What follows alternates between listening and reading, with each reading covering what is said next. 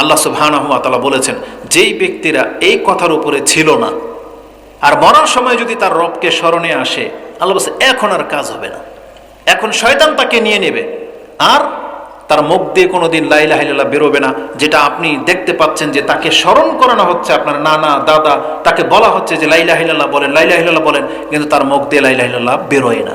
এমন না যে সে ভুলে গেছে, তার কান তো শুনতেছে, কিন্তু যেভাবে আজকে আজানের ডাক আপনি কানে শুনে উপেক্ষা করে চলেন, যেভাবে ইসলামটাকে আজকে আপনি উপেক্ষা করে চলতেছেন, আল্লাহ বলছেন ও কাযালিকাল ইয়াউমা তুনসা, আমিও একদিন তোমাকে ভুলে যাব বান্দা।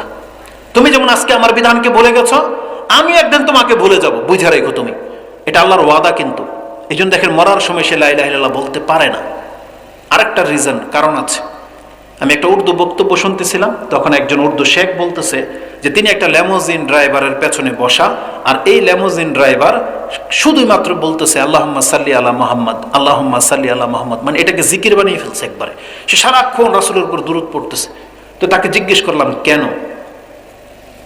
তখন সেই ব্যক্তি বলতেছে যে আমার এক ভাই ট্রান্সপোর্টে কাজ করতো, লোড আনলোডিং এর কাজ করতো। সেই ভাই রাস্তায় দাঁড়িয়ে কার্টুন যখন দিচ্ছে আর বলতেছে এক করে দো করে, এভাবে এক দুই করে গন্তে গন্তে থাকে, আর মুখে শুধু এটাই চর্চা। হঠাৎ করে পেছন দিক থেকে একটা গাড়ি এসে তাকে চাপা দেয়, ওই জায়গাতে সে মরে যায়। আর মরার সময় তার মুখ দিয়ে এই কথাটাই বেরিয়েছিল, এক করে দো করে, এক করে দো করে করতে করতে মরে গেল।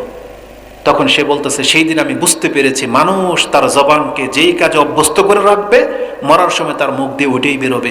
এই জন্য তিনি বলতেছেন সেই দিন থেকে আমি আল্লাহুম্মা সাল্লি আলা মুহাম্মদ পড়তে থাকি। হতে পারে আমিও কোনোদিন অ্যাক্সিডেন্ট হয়ে মরে যাব, তখন আমার মুখ দিয়ে এই কথাটাই বেরোবে।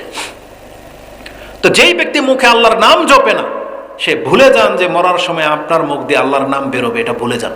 এটার বাস্তব প্রমাণ হলো, দেখবেন যারা গান গায় না, আজে বাজে বলে না, ও ঘুমানোর সময় কিন্তু তার মুখ দিয়ে গানই বেরোয়।